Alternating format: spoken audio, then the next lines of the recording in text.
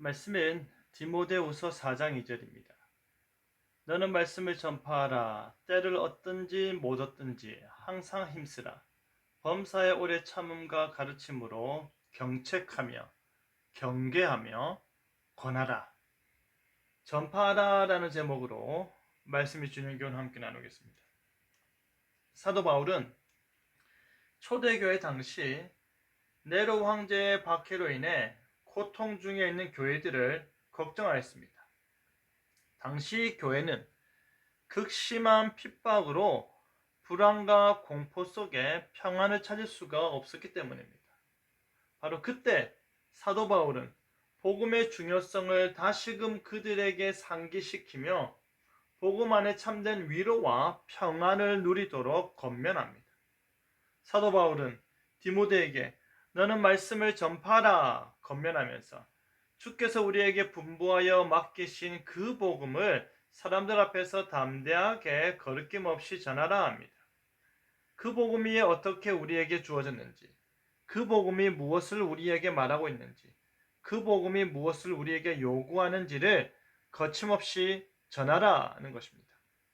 바로 그 일을 위해 항상 준비된 자세로 때를 얻든지 못 얻든지 상황이 좋든지 나쁘든지 하나님의 말씀을 충분히 전할 수 있도록 준비하라는 말입니다. 그뿐 아니라 그 말씀을 오래 참음과 가르침으로써 경책하고 경계하고 권하라고 합니다.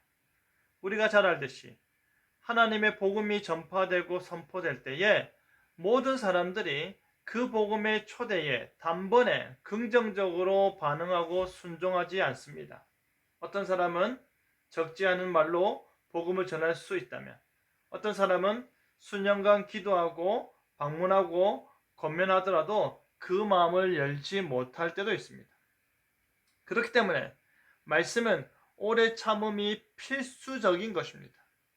그리고 눈높이에 맞춰서 가르쳐야 합니다. 복음이 담고 있는 그리스도의 오심과 죽으심과 부활하심과 다시 오심을 그들이 이해할 수 있는 언어로 차분히 설명해야 합니다.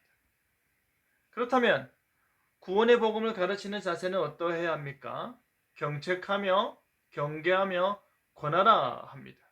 이 말은 복음을 가르치면서 우리의 본질적인 문제인 죄에 대해서 질책할 것은 질책하고 그들을 질책하는 가운데 다시금 그 일을 반복하지 않도록 주의를 줄 것을 주의를 주고 동시에 위로와 용기의 말을 전하라는 것입니다. 왜 그러해야 합니까?